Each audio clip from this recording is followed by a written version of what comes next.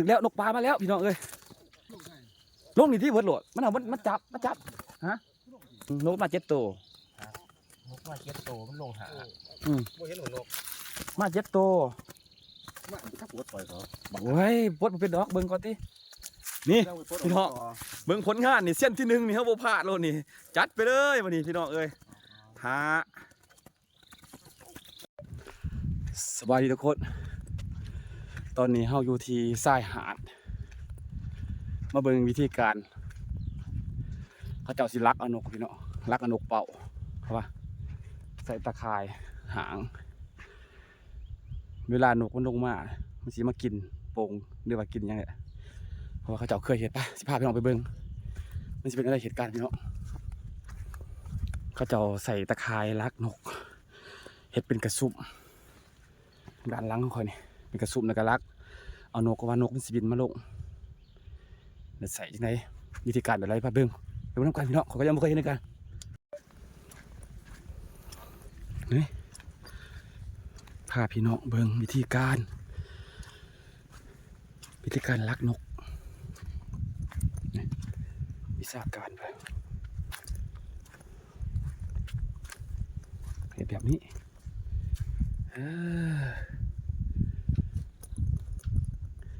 แบบนี้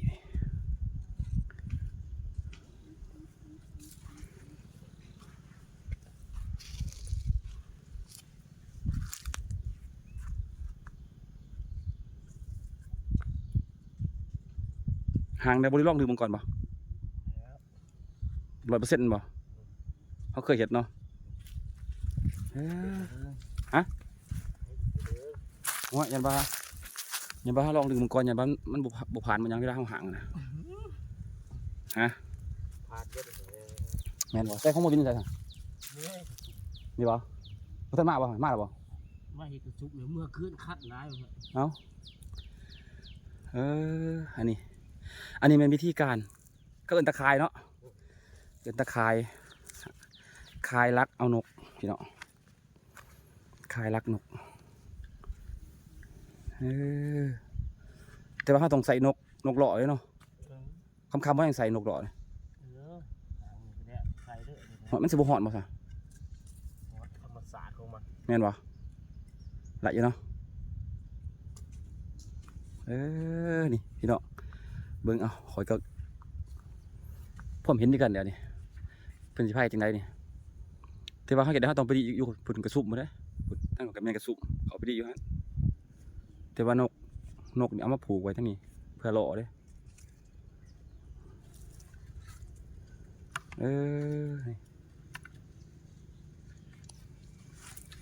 ที่ว่าห่างออก2 ขางเนาะห่างออก2 ขางใส่เส้นเสือกนี่จองทั้งหัวนี่ไว้ปิดห่างออก2 ขาง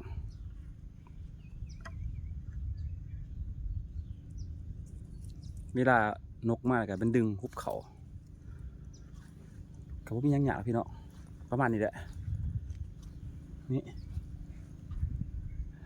วิธีการความสำนานมันเคยเห็นได้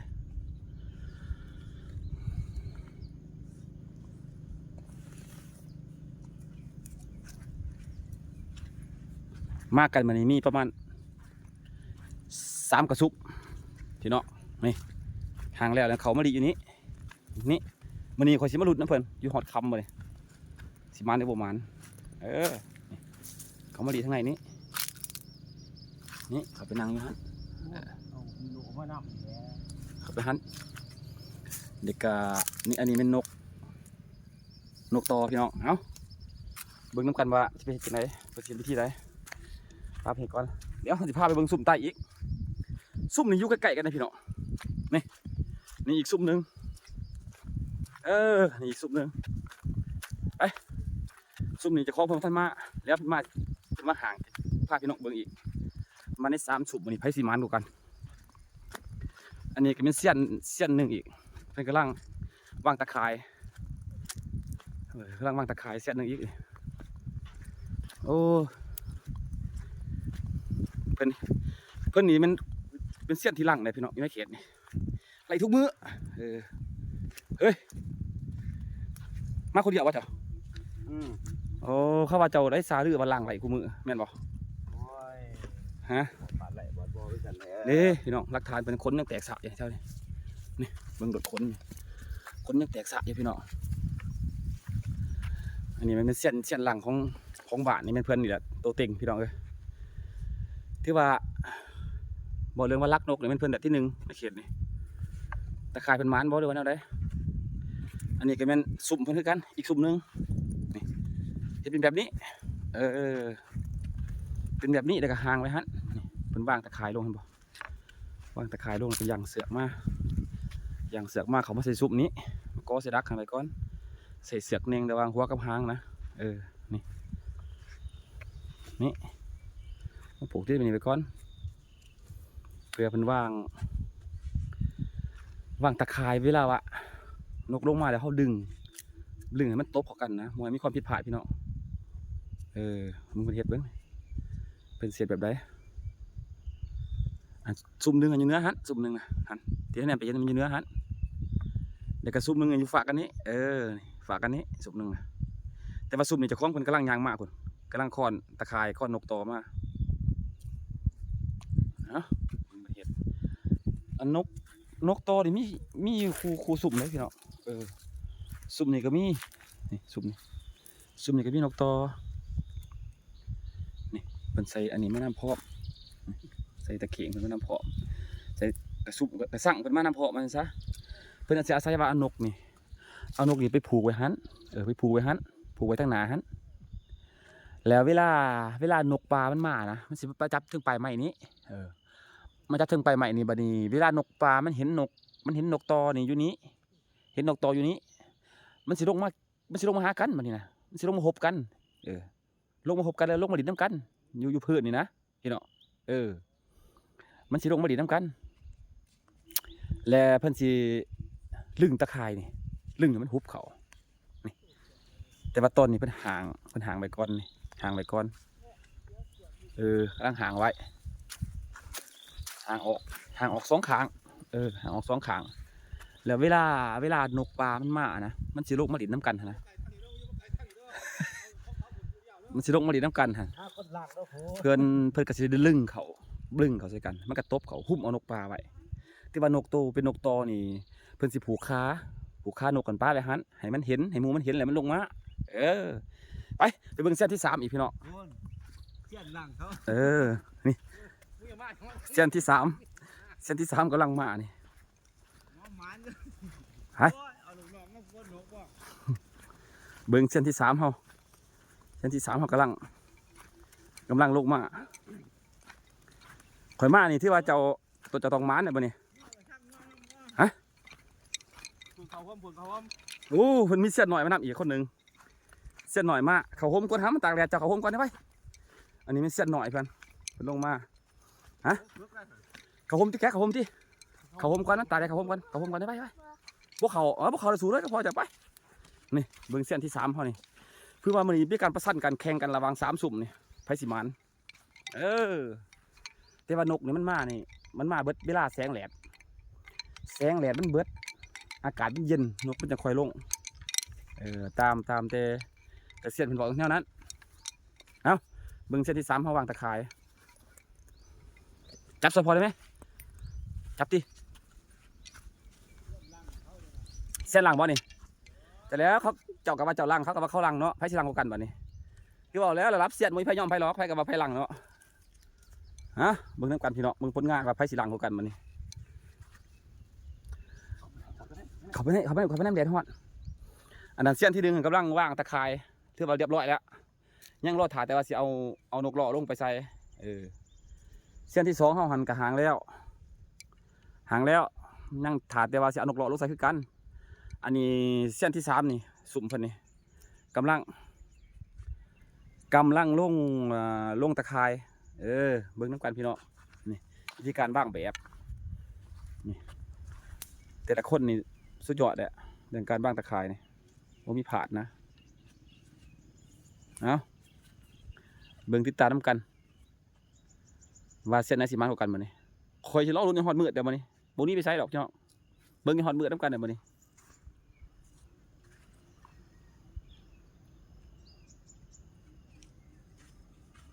เอาแทะก่อนจังหวะมันแทะก่อนแทะ เข้าใจกูดิ แทะคักแน่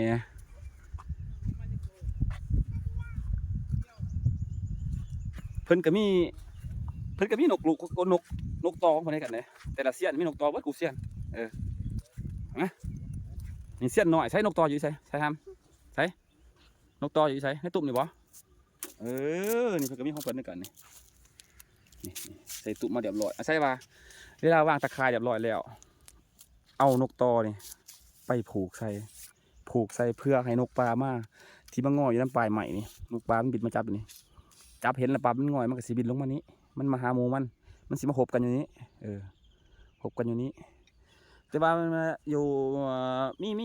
ประมาณอยู่หาเสี้ยนไหมมากมันเพียง3 เสี้ยนอยู่เหนือเป็น2 เสี้ยนกับกระสุมมีคนที่ว่า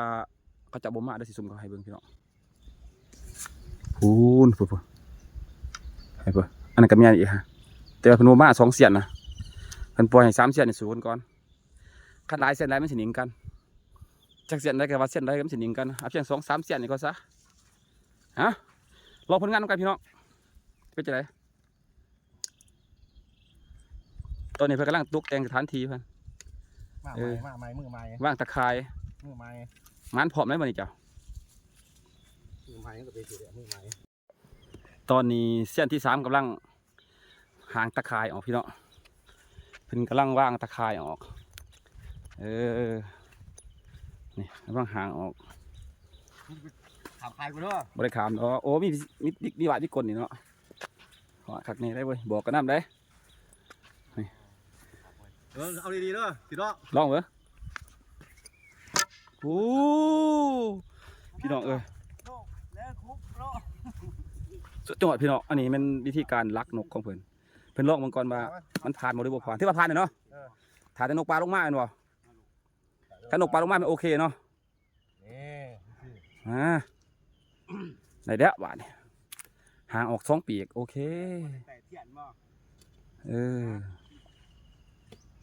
หางออก2 ปีกแล้วนี้สักทาพุ่น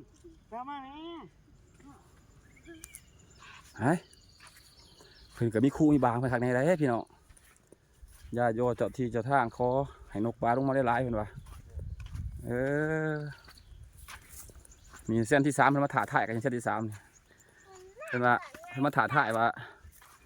สิสู้เขาได้บ่เพิ่นว่าขอให้มันอาจารย์ใหญ่ได้เพิ่นว่านี่เส้นที่3ว่ะ ตัวเดียว บ่ ได้2ตัว เจ้าจังได๋เจ้ากล้าว่าเจ้าเอาเข้าในไผสิมันกันบ่นี่ โอ้ยเขาบ่สู้เขาหรอ สู้จังได๋เจ้ายืนหนึ่งตลอดคู่มือเนาะ จานเท่า โอ้เพิ่นบอกทอมโตเพิ่นว่าบ่สู้เพิ่นนะแต่ว่าหมอนี่แต่ว่าแบบว่าสู้ด้วยนะเฮานี่อ่านกินโดด มีคิ้วยังวะไฟไหม้ปั๊บน้ำมันก็ได้ ไหนใส่โอ้ยพอไปเลยแล้วสิมันเกี่ยวบ่พี่ คือมีไฟอีกอย่าง อันนี้นกเพิ่นมันใส่นี่ไว้นี่นกตอเพิ่น3 เสี้ยนเพิ่นเห็นมารวมกันอยู่นี่3 เสี้ยนเพิ่นมารวมกันแล้วเพราะว่ากำลังห่างสถานที่แล้วนกบ่ทันมาฮะ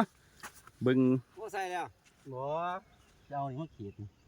อย่าว่าจะเอา ยาโยนติเบิ่งวิธีการเพิ่นเฮ็ดโอ้มีคู่มีบาคักแน่ได้พี่น้องเอ้ยขามคายขามยังเพิ่นบ่ได้เด้บรรยากาศยามแดงหาดทราย ขนกมามึงโหหรอเด้อพวินมาแล้ว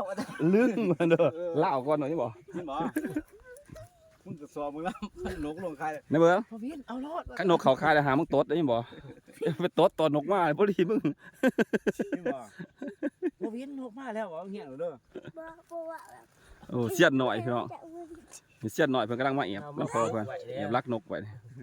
เอาไว้แอบ มาแอบไว้จะเคยมาได้เท่าไหร่แกกำลังครั้งแรกบ่นี่พวกมาบ่นี่โอ้นี่ ใส่อยู่พุ่นน่ะ วิธีการเพิ่นวิธีการเพิ่นเฮ็ดหาเหลืองเลยตะกูหรอก เพิ่นเฮ็ดให้ เขาบอกมันอย่าเป็นเบ้ออย่าอะไรเบ้อ เสียนเพิ่นมาถ่าถ่ายกันเด้ออยู่เสียนเพิ่น เสียนตัวนี้มาถ่าถ่ายเสียนใหม่เด้ออยู่ เอา ดูเสี้ยนเก่าก็บ่ได้ดอกมือใหม่ มึงไหวเนาะลองโอ้ยบอกว่าไรได้สุกไผ่มันได้ตัวนี้นี่เพิ่น หายังว่าแขกเป็นบ่ เพิ่นขีดเฮ็ดเพื่อหยังมาขีดดีวะก็หมายบ่เข้าใจได้นี่ เพราะว่าอันนั้น บ่ นี่อยากแขกอยู่ เขาขีดเพื่อหยังวะนี่ ถามเจ้าของขายเขาบ่ตีได้โน้นมากินขี้ดิน โอ้ขีดว่าให้นก ให้มันลงมามันเตียนมันจังนุ่ม โอ้ว่าสันเนาะ เออ โอ้อย่านกมันห่อนตีนเนาะ เออ ขีดเอาลิ้นมันผุขึ้นมามัน เอามามันโกนลงมาบ่อยมันเจ็บตีนมันแขกปวดระยะ ฮะติดตามต้องการเบิ่งไปพี่น้องสิเป็นจังได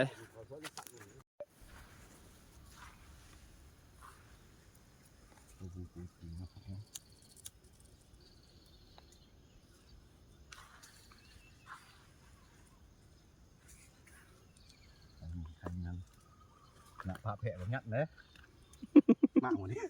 ตาบางยัดให้ได้อืมโอ้โหหมอให้มาป่าบ่โลกหรอว่าซั่นนี่ฮะพี่น้องตอนนี้แต่ละเซียนกำลังเอานกลงสู่สนามนี่เพิ่นกำลังเกี่ยมจับนกออกผูก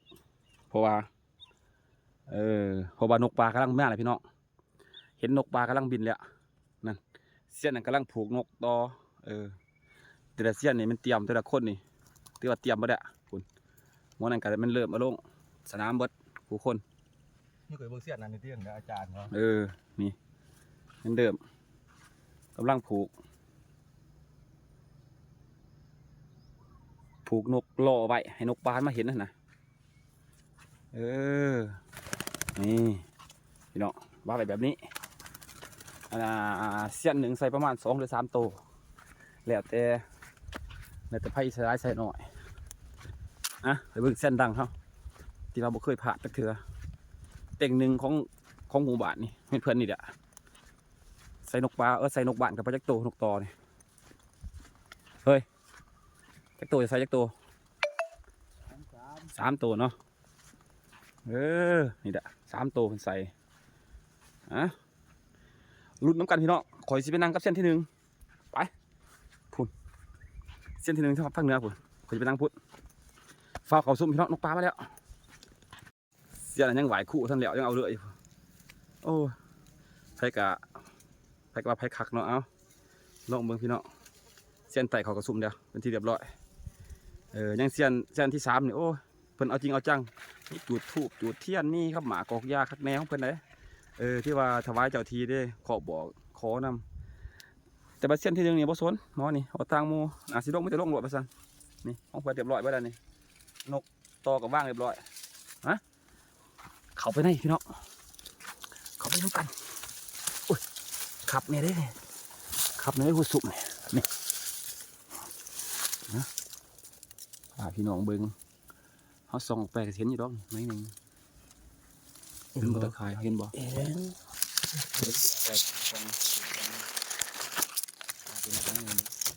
เด็กพี่น้องแม่เห็นบ่เห็นอยู่เนาะเห็นอยู่ไหมหนึ่งโอ้มีกับเบอร์ในวะเพราะมันถือได้เอาเห็นอยู่พี่น้องเรามาทำกันว่าเป็นยังไงมาในบ่มานตอนนี้เขาอยู่กับสุกนิ้วมุงสุกแขกปลาตัวใส่เลยมอนี่เห็ดหอนปะพี่น้องตอนนี้เขาอยู่ที่กระสุมเป็นที่เรียบร้อยไม่ได้ป่ะโตไปนี่เขาสิบปากเลยขั้นปากนกปลามันสิได้ยินเดี๋ยวเขานั่งรักกับเส้นเพื่อนนี่นั่งรักอยู่คมด้วยแล้วก็จอบเบิ่งมานกมันสิบินลงมามือใดตอนใดเขาก็จอบเบิ่งสั้นหลุดน้ำกันพี่น้องใส่เวลาอีกประมาณจักนาทีด้วยจักชั่วโมงมันสิลงมาตอนนี้เขาอยู่ที่เวลา4 โมงครึ่ง5 โมงยังของตอนแรกแดดกำลังอ่อนตามมันบอกว่าแดดบดมันจะสิโล่งนกนี่แต่เก่าว่ามันเคยเสียบมันเคยบอกนั้นถ่ายรูปน้ำกันพี่น้องโอเคปากบ่ได้ตอนนี้ถ่ายยังกับบ่ได้มีแต่ว่าถ่ายนกลงจากบางเดียวจังถ่ายให้เบิ่งโอเคพี่น้องตอนนี้อยู่กับสุ่มเลยประมาณ30 นาทีละข่อยนั่งบ่ไหวข่อยนอนเอา แต่ว่าเสียนนี้ยังดังจอบนกเลยนะนี่แต่ว่าข่อยนั่งบ่ไหวขอนอนซะถ่านกมาจังสิลูกนี่กระสมเฮานี่อยู่กันหลายเพียง2 คน3 คนที่ว่าอยู่บ่ได้อยู่กันได้แต่เพียง2 คนก็ขับแล้วพี่น้องเขาถารักนกปลนี่เห็นบินผ่านอยู่แต่ว่าไปจับอยู่ปลายใหม่มีแต่ว่าติดตามเบิ่งนำกันว่ามันสิลงตอนจักโมงตามมันบอกว่ามันเคยลงประมาณว่าตะเว้นพาดปลายใหม่โมงสิค่ำว่าซั่นมาดูดน้ำกันพี่น้องเฮ้ยพี่น้องแล้วถึงแล้วนกปลามาแล้วพี่น้องเอ้ยนี่ไล่ชีโตพี่น้องลงนี่ที่เวิร์ดโหลดมันจับฮะบ่มันเป็นไก่ซื้อไก่มันมาจับอีกตัวหนึ่งก็อยู่นี่2อยู่นี่มันมานี่4แต่ว่ามันลงมานี่3มันขาดอีกตัวหนึ่งนกมา7 ตัวน กมา7 ตัวมันลงหาบ่เห็นหัวนกมา7 ตัวมาถ้าปวดปล่อยเขา โอ้ยปวดเป็นดอกเบิ่งก่อนตินี่พี่น้องเบิ่งผลงานนี่เส้นที่1นี่เฮาบ่พลาดโลดนี่จัดไปเลยวันนี้พี่น้องเอ้ย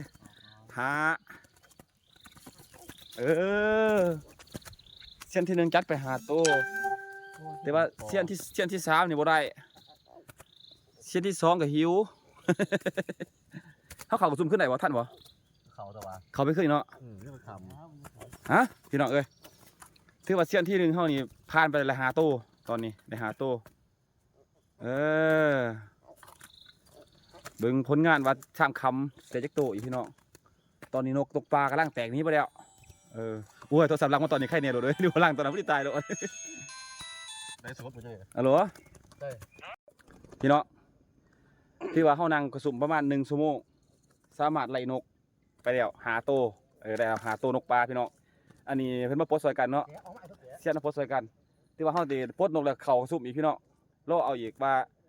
ต่อไปสิได้จักตัวไปพี่น้องเบิ่งนำกันไล่มาเป็นทีเรียบร้อยพี่น้องเขาตุ่มไปแล้ว5 ตัวตอนนี้กำลังอนามัยเลินเขาสิเขาไปลักไม้อีกพี่น้องตอนคำว่านกสีมาอีกรอบคำมีเส้นเพิ่นกำลังเอาตะข่ายห่างออกขึ้นเลยก็เพื่อว่าสิให้นกมันลงมาไม้อีกดึงตอนคำอีกเอ้า